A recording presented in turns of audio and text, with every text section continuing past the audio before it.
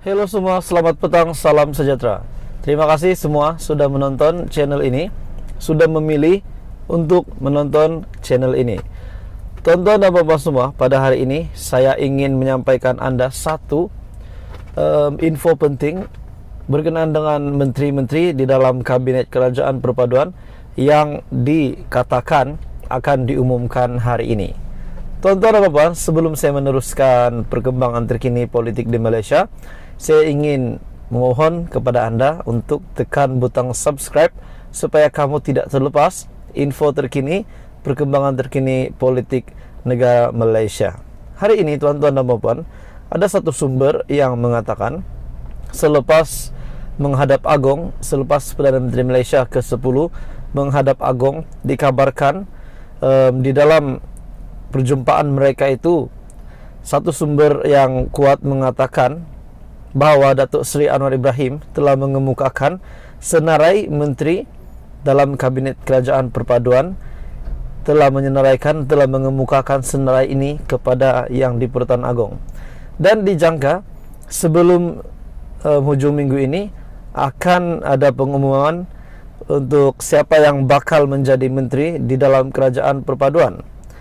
Pengumuman Kabinet Kerajaan Perpaduan hari ini menurut satu sumber 1 Desember hari ini, beberapa sumber dalaman memberi bayangan bahwa Kabinet baharu pimpinan Perdana Menteri Datuk Seri Anwar Ibrahim akan diumumkan.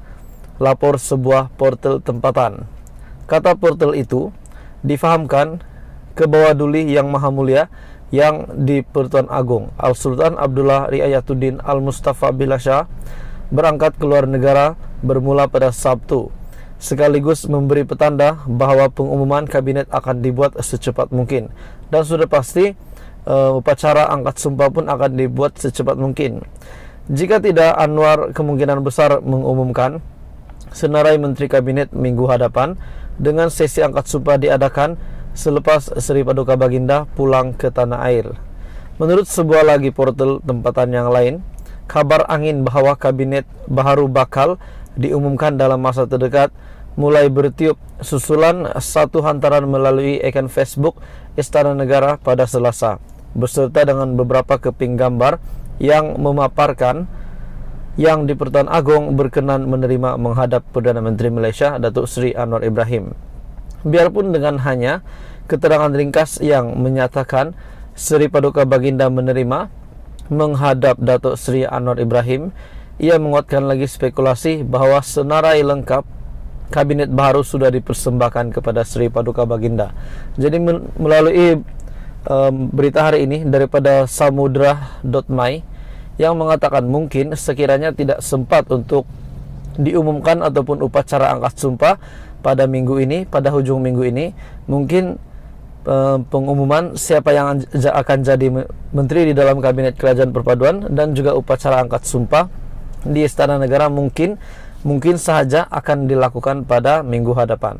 Ini bagi mempercepatkan proses pentadbiran supaya cepat ada menteri di dalam kabinet, supaya kabinet dapat dibentuk secepat mungkin, supaya kerja-kerja yang tertangguh boleh diteruskan untuk pentadbiran di bawah Perdana Menteri ke-10 Datuk Seri Anwar Ibrahim.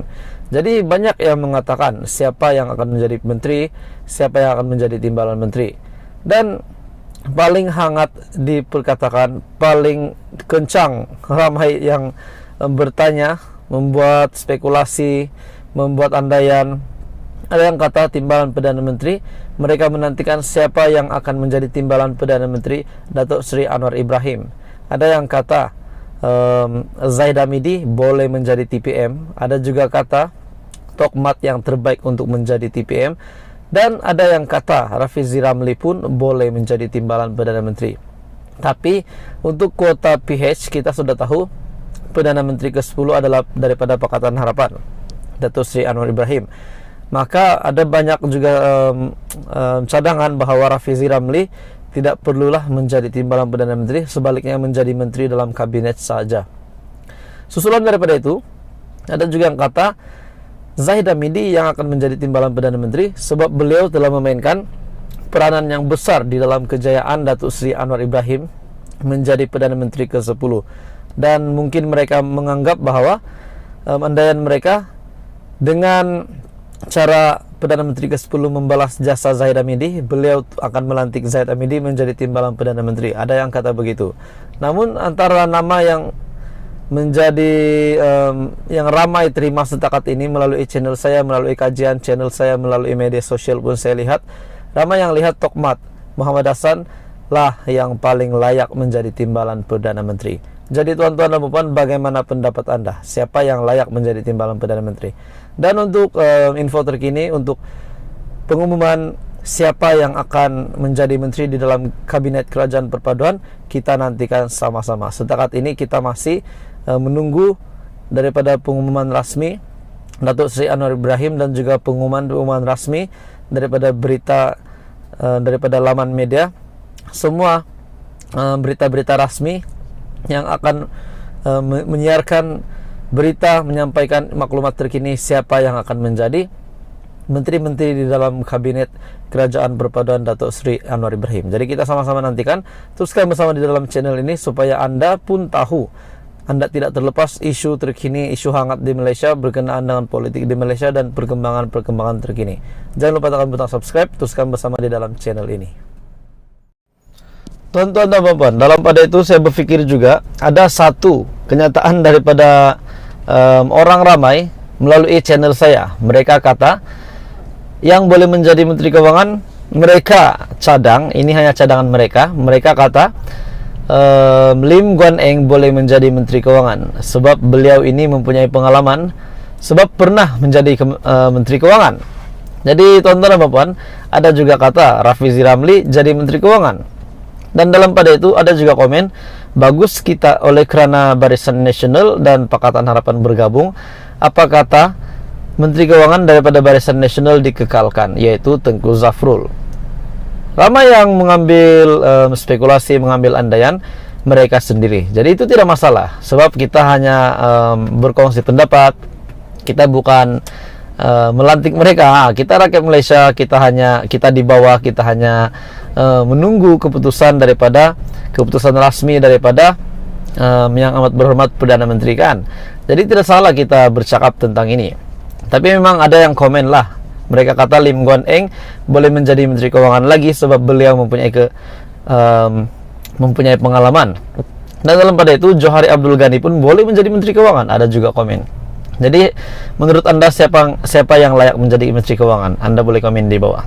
Bagi saya, kalau kamu tanya saya, nak teruskan Tengku Zafrul pun oke. Nak ambil menurut saya lah, saya rasa kalau ambil Tengku Zafrul pun oke.